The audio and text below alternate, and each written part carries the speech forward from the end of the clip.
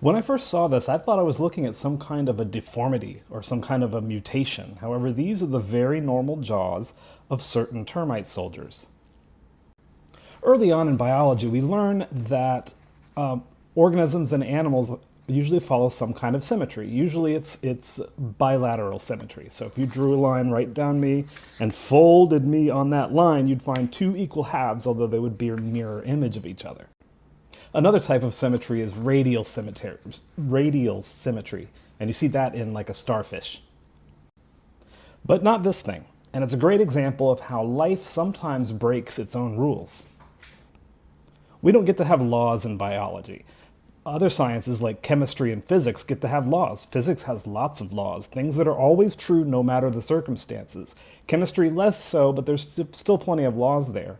Unfortunately, when you get to biology, as soon as you say, this is the rule, this is the way it goes, you will always find life making an exception.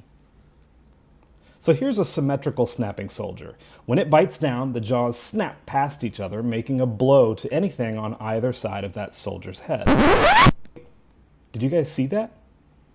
That's a termitophile. It's a little beetle that sneaks around and lives with the termites incognito.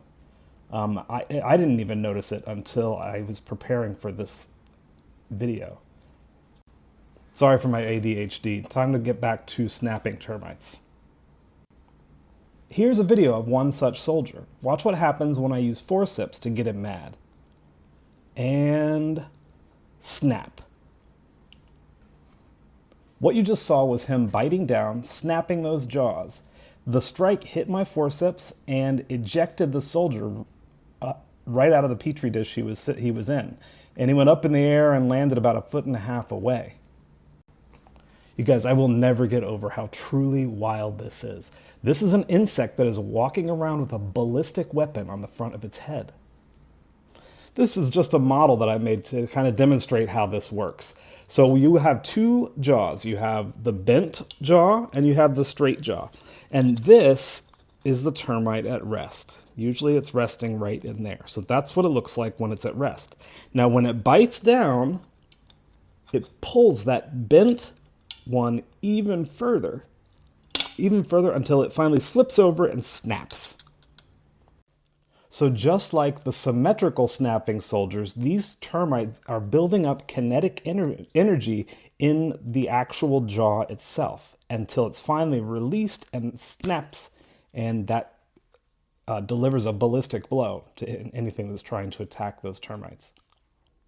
So this asymmetrical snapping jaw seems to have evolved at least five separate times in nature. So it didn't all they're all not all related to each other. They developed snapping independently.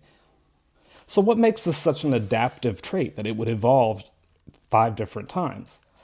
Well, we do have some answers to that question. Remember, a termite lives in a tunnel. And if you're in a tunnel and you have a snapping jaws, it's advantageous to be able to strike forward as opposed to just sideways. And we notice with the model, this thing is now going to snap forward, thus attacking something head on inside the tunnel. Also, since that kinetic energy is all built up in just one jaw rather than two, it concentrates all that force into a single strike, instead of dividing the total energy between 2 separate moving jaws. This makes the strike more powerful. Here's a video of a different species than before.